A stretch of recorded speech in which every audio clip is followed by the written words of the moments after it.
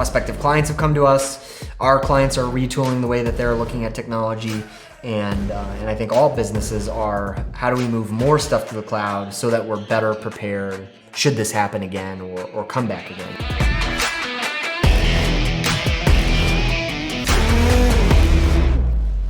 I'm Steven Taylor. For the last 10 years, I've been building a couple $1 million cybersecurity IT company here in Chicagoland, and I'm committed to living a wholly successful life in all tenets. We talk about all that and more here every week. Please like, share, and subscribe. I believe you always have to react to the reality, right? I'm always gonna have a vision plan. I'm always gonna have a dream. I'm always gonna, try and future plan and look at what might be changing in the market. But on a day-to-day basis, you have to react to the reality, right?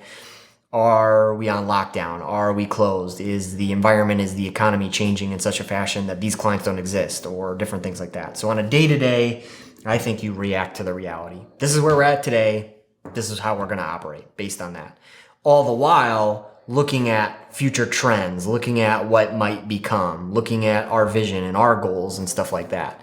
And probably one of the most interesting things that's come out of this is where I and we would always talk about work from home as an option play, right? Hey, wouldn't it be nice if Susie could go home, turns out her kid's sick, she's got to pull him out of school, she gets him settled in at home, and then the rest of the day he's sleeping and, mostly taking care of himself. She's at least there, but she could put in a half day of work instead of she can't work from anywhere but the office, and she has to go home to take care of a sick kid, and so she loses a full day, which is not good for the business, nor is it good for her, potentially, right? So we've always pitched, well, why don't we set up work from home solutions? Why don't we give every user a laptop? Why don't we make it so that, technology enables us to work from anywhere in the world? Let's have it available should we need it, right? And some clients entertained that, and others went, well, it's not for us, and we don't see that in the future. Then COVID happened and everybody had to mass run and deploy to work from home full time nonetheless, right? Not as an option play. So one of the most interesting things to come out of this is now clearly everyone's seen the writing on the wall and this, massive change. And so now they are more open to it, especially given we don't know when everything's going to come back and or if we're going to have to step down into phases and things like that. And so this uncertainty has created a landscape where prospective clients have come to us. Our clients are retooling the way that they're looking at technology. And I think all businesses are, how do we move more stuff to the cloud so that we're better prepared should this happen again or come back again, right? And that's probably been the most interesting change, is where we were maybe being the salespeople for that initiative before. Now we're just receiving the phone calls all the time of, okay, how do we move more stuff to the cloud? How do we be a more efficient remote workforce? And a lot of, I think, the virtual and the Zoom and the everything else, again, because we're still in an uncertain time. We're still getting back to normal, if you will.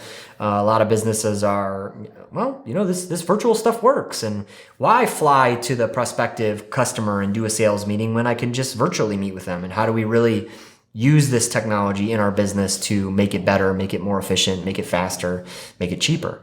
And so that probably has been the biggest change in all this. And I believe it's opened up a lot of businesses' eyes to a remote workforce, right? We don't have to hire in our own backyard. We can hire anywhere. And certainly the unemployment has shifted where a huge, massive amount of people are now in the job market. There's some great talent out there. They just may not be in the geographic region that you are. So if you're open-minded, you might be able to pick up some great A players from elsewhere in the country. And then that kind of leads to another one, right? Now, if we're not building these big offices with hundreds of employees or thousands of employees, and we have remote workers here, here, and here, we can lower our real estate footprint, and that then simplifies our business, adds to our, bottom line, because we're not so heavy in real estate expenses too. So I think there's a few changes that have come, and it's really, I'd say it's opened people's eyes to, this new way of working. And it comes with struggle. I'm seeing a lot of comments and posts about, one of our customers is looking to monitor our employees and things like that. And I've always taken a different route on that. Yes, the technology exists. We can monitor everything every employee is doing every second of the day. But I'd rather go at it from a management and a leadership perspective, right? If you don't trust somebody in your organization, then they might not be a good fit. And long term, it's best to move past that versus hawkeyeing and watching, team members throughout the day. And we have more important and better things to do in our businesses, and including us, right? From a tech perspective, we don't want to have, monitors and things on all the employees that we, manage their technology and their workstations. That's not fun for us either. So we'd rather see good leadership, good management practices put into play versus, Hawkeye and Overwatch. But it's opened up a lot of good conversations and different ways of structuring business, and maybe accelerated, obviously, the need for more cloud solutions and more technology to automate and impact people's businesses in a good way, versus, I think, more formally, people would just throw more people at the problem. How do we throw more employees at this? Now it's how do we use technology to really automate some of the things that are going on in our business or make it more efficient? One of the things that we're starting to see is, somebody coined it already, Zoom fatigue, and there's a whole article on it.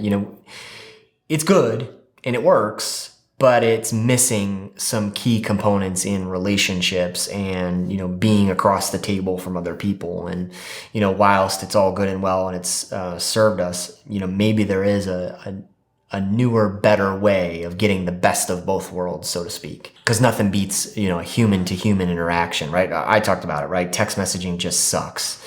I'd much rather be on the phone and have a conversation with someone, but I'd also much rather sit with them and have things like body language and that sense of community and the rapport and all that kind of stuff. It's just so much different. And so, eventually long-term technology will somehow solve that, right? Maybe it's a, virtual reality hologram type play or things like that. So I think there will be, different versions and different echelons of the things that we're using today. And like we talked about, right? 10 years ago, it would not be the same environment that it is today. I mean, we were still playing around on BlackBerries back then.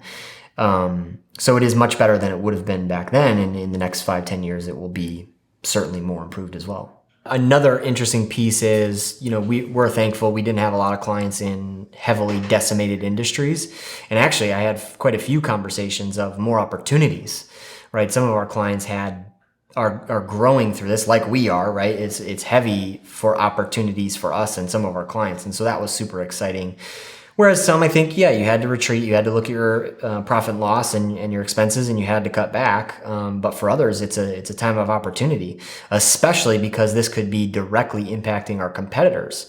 And it makes it so much more of a better competitive landscape for us. And that's what my stance is that now we have more room to be, one of the leaders in our industry versus we were one of, 50, right? And just another one on the list. So I think there's been a lot of opportunity that's shown even amidst the challenge and the issues. What are you in life or in your business taking away kind of from the COVID lockdown situation that you're going to continue on with in the future? Let me know in the comments below.